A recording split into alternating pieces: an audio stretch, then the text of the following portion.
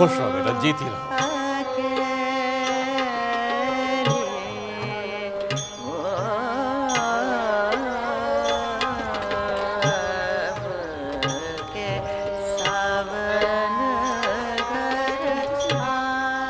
अरे हाँ, मैं तो बिल्कुल भूल ही गया था। आनंदी, तुमने अच्छा याद दिलाया।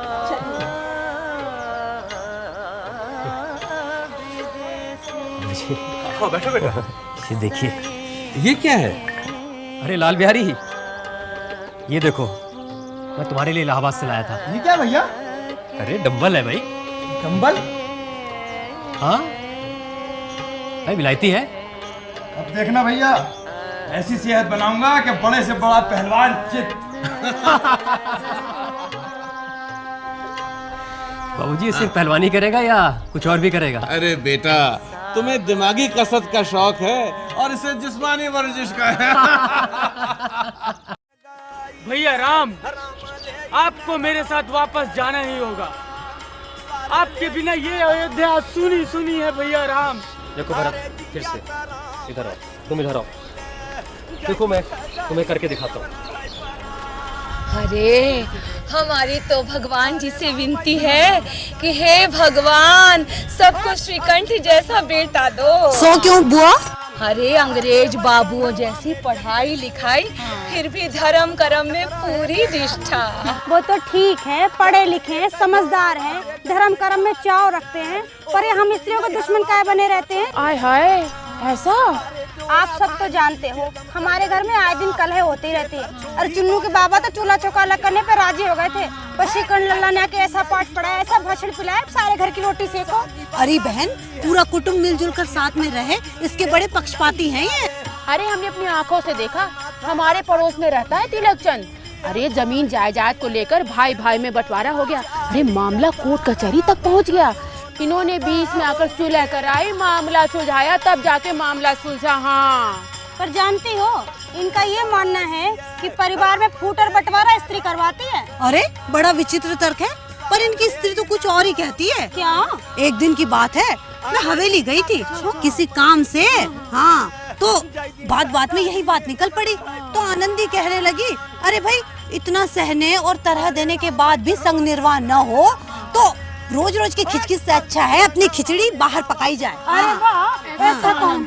हाँ। अरे एक दिन तो आनंदी मुझसे भी कहने लगी कि ताली एक हाथ से नहीं बजती। वो तो सही है। घर टूटने का दोष सिर्फ स्त्रियों पर मरना उनकी भारी नाइंसाफी है। हाँ। अरे मैं तो कहती हूँ कि बड़े भाग्यवान है श्रीकंठ लल्ला कि आनंदी जैसी रूपवान और गुणवान बहू मिली, दुल्हन मिली। हाँ ठीक है भैया राम, अब मैं आपकी आज्ञा का पालन करूंगा, लेकिन मुझे ये खड़ा हो गए तो भैया राम, मैं आपकी निशानी लेकर ये अयोध्या जाऊंगा और इसे राज सिंहासन पर रखकर मैं सारे कर्तव्य का निर्वहन करूंगा। और ये हमेशा सोचूंगा कि भैया राम मेरे सामने ही है। भैया बस सोना का होई रे। लावे बीड़ी पिला।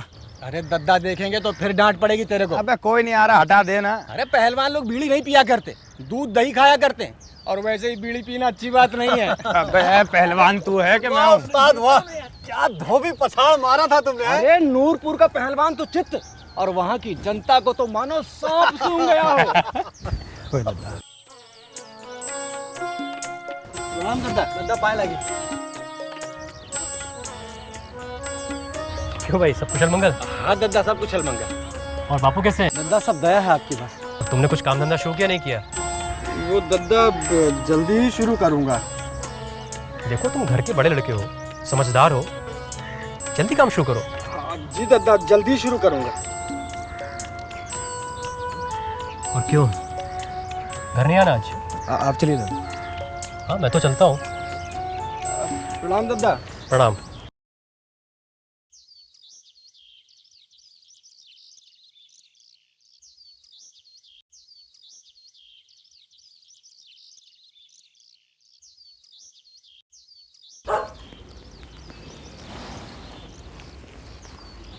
आप कल सुबह फिर चले जाएंगे? नौकरी है आनंदी, जाना ही पड़ेगा। घर के हालात तो तुम्हें पता ही है, सारे घर की जिम्मेदारी मुझ पर ही है। घर भी तो चलाना है। आज 12 तारीख है और आप फिर वही 18 को आएंगे।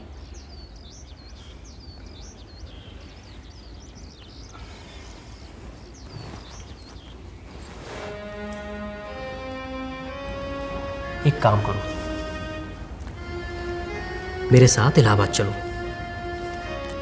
हम दोनों वहां साथ साथ रहेंगे। फिर शनिवार के शनिवार गांव आ जाया करेंगे। आपको भी बस मस्करी सूझती है। हम कैसे आएंगे इलाहाबाद? तो इसमें क्या दिक्कत है? सीता जी भी तो भगवान राम के साथ गई थी, वो भी वनवास पर। हम तो बस प्रयाग जी तक साथ चलने को कह रहे हैं। अरे वे देवी देवता लोग सब कर सकते हैं, हम तो यहीं सुखी हैं। बाबूजी, लल्ला जी और आपके साथ। तुम सब तो यहां सुखी हो, मैं वहां इलाहाबाद में बिल्कुल अकेला पड़ जाता हूं। बड़ी याद आती तुम्हारी। मैं समझ सकती हूँ। मुझे भी कभी बहुत अकेला लगता है। तो फिर चलो ना इलाहाबाद, कुछ दिनों के लिए सही। ये घर छोड़कर मैं कहीं नहीं जाऊंगी। भाभी, भाभी। जी लल्ला जी। बहुत भूख लगी है। बैठिए, खाना तैयार है। नहीं नहीं, अभी असली चीज तो आपने बनाई ही नहीं। वो क्या? ये लीजिए, ये अभी शिकार करके लाया हूं, पका दीजिए। मैं तब तक स्नान करके आता हूं।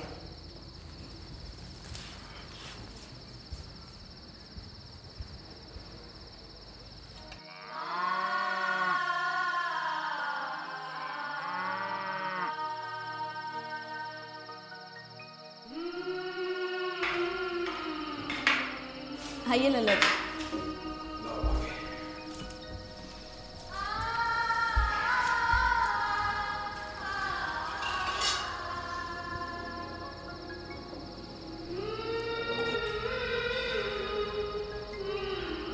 भाभी, ये क्या है?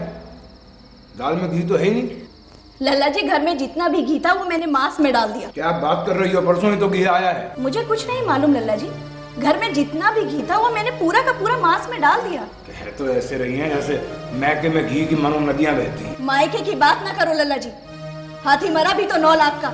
वहाँ तो इतना घी रोज काम करने वाले ही खा लेते हैं। बहुत लंबी जबान है तुम्हारी। जी मैं तुम्हारा जबान खींच लूं? तमीज से बात करो लल्ला जी, मैं अकेली हूँ तो रोक करते हो। वो यहाँ होते तो मजा चखाते तुम्हें।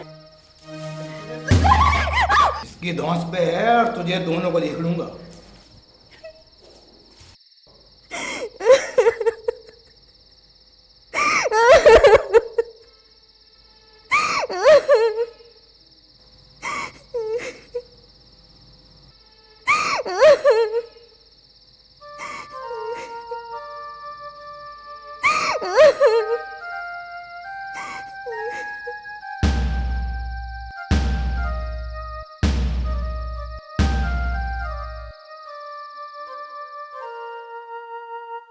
बहू ने 2 वक्त से रसोई नहीं पकाई है।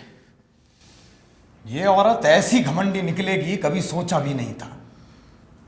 वो तो दद्दा का ख्याल आ जाता है, वरना अब वो तो परसों आएगा, तब तक खाने का क्या किया जाए?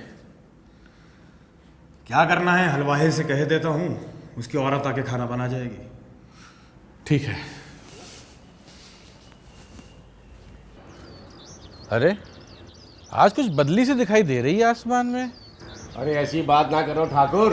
क्यों भाई? अरे क्यों क्या, देख नहीं रहे हो सारी फसल तैयार खड़ी है खेतों में कटाई के लिए। हाँ, सारी फसल मर जाएगी भैया, सत्यानाश हो जाएगा। तो सही कह रहे हो भैया, बहुत फिक्र की बात है, हैं? जाएंगे कहाँ भी? हाँ, और वैसे ही अनाज का भाव। अरे श्रीकांत, आजा बेटा, वही खुश रहो। आज तो भाई शाम आनंद आ जाएगा।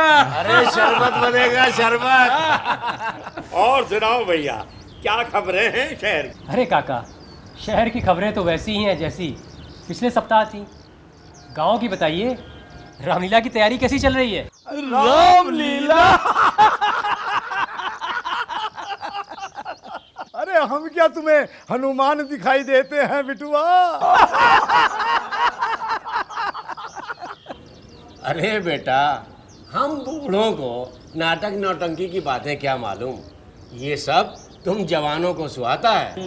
सही मुंशी जी, आगे बढ़ाइए, तो दबा के ही बैठ गए इसको।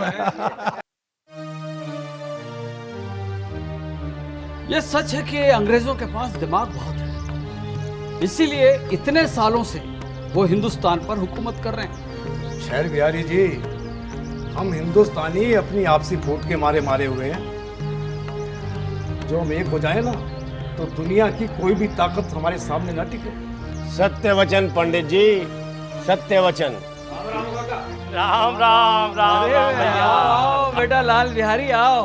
लाल बिहारी बेटा, कैसे हो? सब मौज हो रही है ना? चलो खुश रहो बेटा। चलो भाई चलो। चले, हाँ देर हो रही है। अच्छा ठाकुर जी। अच्छा ठाकुर साहब, नमस्कार। राम राम। क्या हो?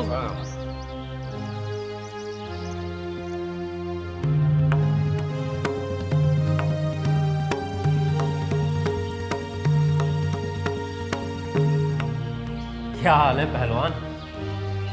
लाल बिहारी जी, सब ठीक तो है? अरे मुझे से क्यों लग रहे हो? नहीं भैया, सब ठीक है। बस आपसे एक बात कहनी थी। हाँ कहो कहो। भैया, भाभी को समझा लीजिए कि जरा जबान संभाल कर बात करें, वरना अनर्थ हो जाएगा। अरे हुआ क्या?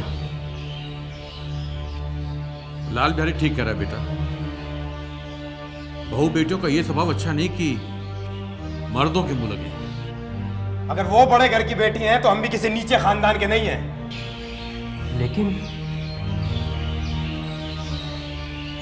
आखिर बात क्या हुई? देखो बेटा, तुम सफर से थके मांदे आए हो, खा पी के आराम करो, सुबह इत्मीनान से बातें हो जाएंगी। जी बाबू। लाल बिहारी, हुआ क्या? कुछ ही नहीं हुआ, यूं ही यहां पे आप उलझ पड़ी। महके के सामने हमें तो कुछ समझती नहीं है ना, ऐसा व्यवहार करती है जैसे कहीं की महारानी हो। समझाइएगा उन्हें।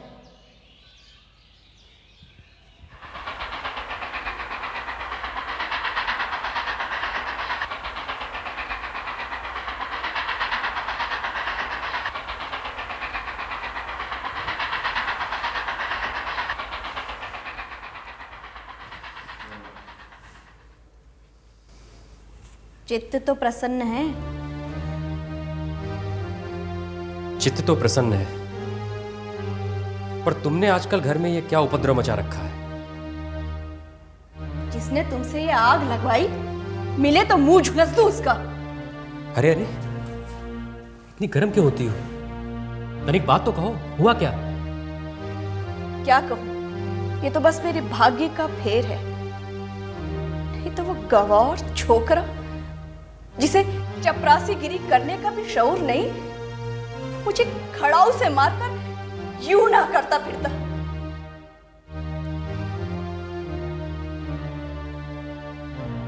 खड़ाऊ से मारकर?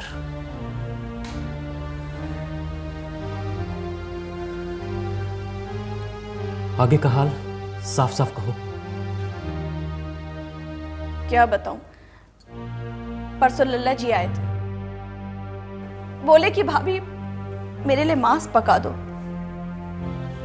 घर में कुल पाव भर से ज्यादा घी नहीं था। मैंने सारा का सारा मांस में दे डाला। खाना खाने बैठे तो बोले कि दाल में घी क्यों नहीं है।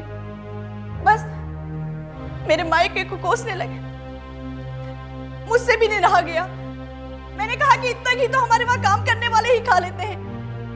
बस इतनी सी बात में उस अन्यायी ने खड़ाऊ मेरे सर पे दे मारी। मैं हाथ से न रोकती तो मेरा तो सर फूट जाता। ये देखिए,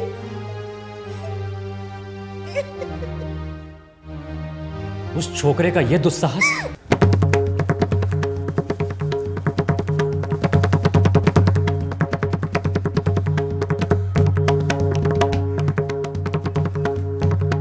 बाबूजी, अब इस घर में मेरा निभाना होगा। क्यों बेटा? मुझे भी अपनी मान प्रतिष्ठा का कुछ विचार है। मैं दूसरे का नौकर ठहरा, इस घर पर रहता नहीं। मेरे पीठ पीछे मेरी स्त्री पर खड़ाऊ और जूतों की बौछार होती है। जुबानी की गई कड़ी बात की कोई चिंता नहीं, एक की दो कह लो, मैं सह सकता हूं।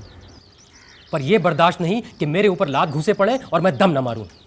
तुम तो काफी बुद्धिमान हो बेटा, तुम ऐसी बातें कर रहे हो। अरे स्त्रियां इसी तरह घर का नाश करती हैं, उनको अधिक से चाहना अच्छा नहीं होता है। आपके आशीर्वाद से ऐसा मूर्ख नहीं हो।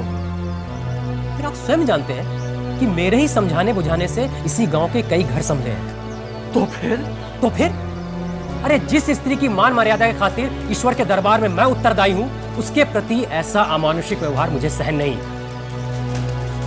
सच मानिए, मेरे लिए यही कुछ कम नहीं कि लाल बिहारी को कोई दंड नहीं दे रहा। अरे लाल बिहारी भाई है तुम्हारा, कोई गलती करे तो कान पकड़ो उसके। लेकिन लाल बिहारी को मैं अब अपना भाई नहीं समझता। एक स्त्री की वजह से? जी नहीं, उसकी क्रूरता और अविवेक की वजह से। क्या? है बेचारा ठाकुर बेनी माधव सिंह। क्यों, क्या हुआ? आज ठाकुर साहब दालान में मिलने भी नहीं आए? अरे मिलने किस मुंह से आते? तुम लोगों को कुछ पता नहीं हुआ क्या घर में? क्या? उनका बेटा है ना श्रीकंठ, आज सवेरे सवेरे घर में उसने हंगामा कर दिया। पर हुआ क्या? भैया मेरी बीवी जो है वो बता रही थी कि श्रीकंठ की जो घरवाली है ना, क्या नाम है उसका? आनंदी। आनंदी ने घर के अंदर बगावत करा दी आज। बताओ, इतना पढ़ा लिखा, इतनी विद्या, इतना काबिल, इतनी ऐसी विद्या किस काम की? किताबी कीड़ा बन के रह गया है। सही बात। नहीं, ये श्रीखंड है ना, हाँ। ये अपने बाप से दबता बहुत है, एकदम दब है। भाई मैं तो कहता हूँ ये बेनी माधव सिंह एकदम मूर्ख है। अपने बेटे की सलाह के बगैर एक कदम भी आगे नहीं चलता। तभी तो नौबत यहाँ तक आ गई। लगता है बंटवारा होकर रहेगा। कितनी बुरी बात है, इतना नामी परिवार, इतना जान पहचान सारे गांव दियार में, और ये नौबत आ गई। क्या ये खबर गांव में पहुंच गई है? भैया जब हमको तुमको पता चल गया, आज नहीं तो कल पूरे गांव को पता चल जाएगा। नहीं बाबूजी, इस विषय में एक बात नहीं सुनूंगा मैं। लाल बिहारी के साथ अब इस घर में एक पल नहीं रह सकता मैं। बेटा, बुद्धिमान लोग मूर्खों की बात पर ध्यान नहीं देते। अरे वो नासमझ लड़का है, उससे जो कुछ भूल हुई तुम बड़े बनकर क्षमा कर दो, लेकिन इस घर को मत तोड़ो, वरना दुनिया क्या कहेगी? दुनिया जो चाहे कहे, लेकिन लाल बिहारी की इस दुष्टता को मैं कदापि क्षमा नहीं कर सकता। या तो वो इस घर में रहेगा या मैं। तय आपको करना है।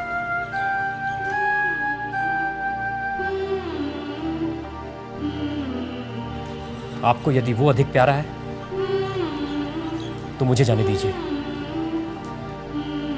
और यदि मुझे रखना चाहते हैं तो उससे कहिए जहां चाहे वो चला जाए। बस यही मेरा अंतिम निर्णय है।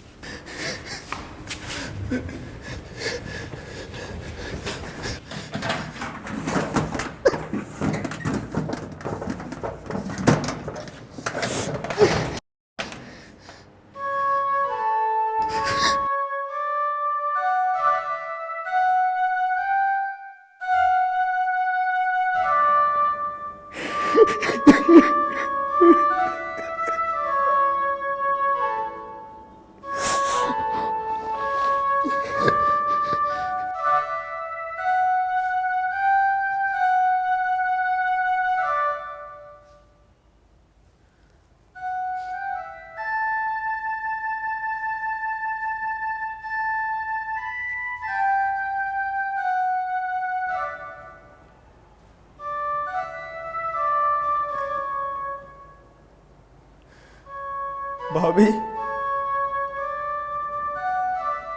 भैया ने निश्चय कर लिया है कि वो हमारे साथ नहीं रहेंगे। मेरी सूरत भी नहीं देखना चाहते, इसलिए मैं जा रहा हूं। अगर कोई अपराध हो गया हो तो क्षमा कर दीजिए। सुनिए, लल्ला जी बाहर खड़े बहुत रो रहे हैं। तो मैं क्या करूं? उन्हें भीतर बुला लो। आग लगी मेरी जीप को, न जाने कहां से मैंने झगड़ा लगवाया। उन्हें अंदर बुला लो। मैं ना बुलाऊंगा। भाभी, भैया को हमारा प्रणाम कह दीजिएगा। शक्ल देखने से मना किया है ना, इसलिए भीतर नहीं आ रहे। लल्ला जी रुकिए। रुको रुको लल्ला जी, रुको। मुझे जाने दो भाभी। कहाँ जाते हो?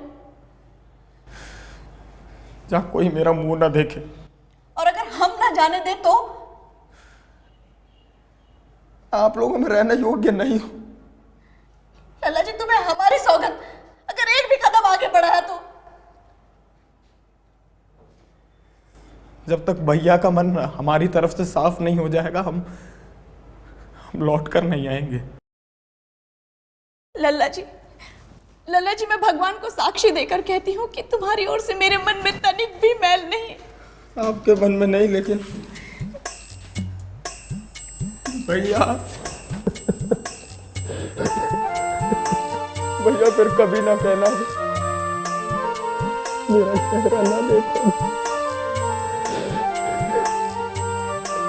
उसके अलावा कुछ भी दंड दो, वो हमारे सर माथे पर है।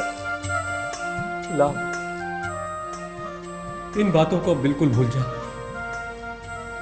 ईश्वर चाहेगा तो फिर कभी ऐसा अवसर ना आवेगा। भाभी, लल्ला जी,